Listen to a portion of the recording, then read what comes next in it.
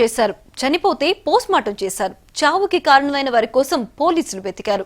Enquiry చేసి నలుగురిని arrest చేశారు. ఇదంతా ఎవరి కోసం జరిగిందో తెలుసా? ఓ కుక్క కోసం.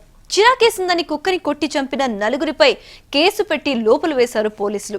పోస్ట్మార్టం రిపోర్ట్ ని బట్టి పనిష్మెంట్ ఉంటుందని చెబుతున్నారు. అసలు ఈ కుక్క కథేంటో తెలియాలంటే ఈ స్టోరీ చూడాల్సిందే.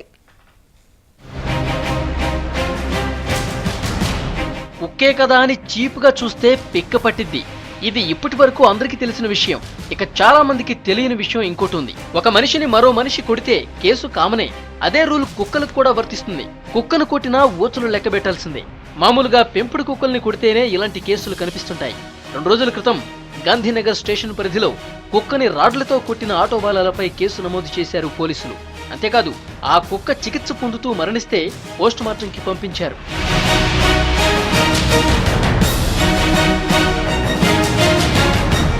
గాంధీనగర్లోని ట్రాలీ ఆటో బస్టాండ్ దగ్గర రోడ్డుపై వదిలేసిన ఓ కుక్క కొన్ని రోజులుగా తిరుగుతోంది.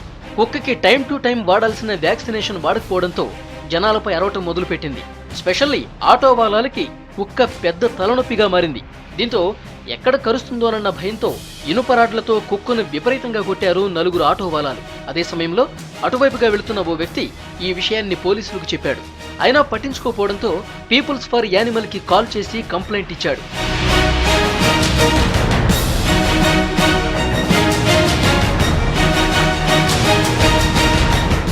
తీవ్రంగా గాయపడ్డ కుక్క ట్రీట్మెంట్ చేస్తుండగా చనిపోయింది. దీంతో అప్పటికే కేసు నమోదు చేసిన పోలీసులు పోస్ట్ మార్టం చేయాలని డిసైడ్ అయ్యారు.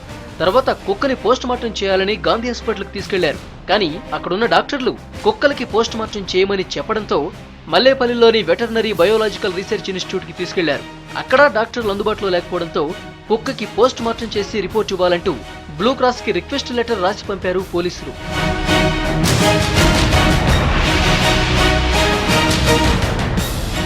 పోస్ట్ మార్టం రిపోర్ట్లో ఈ 9 కొట్టడం వల్లే కుక్క చనిపోయిందని తేలితే వారు 2 ఏళ్లు జైలుకెళ్లాల్సిందే అంటున్నారు పోలీసులు.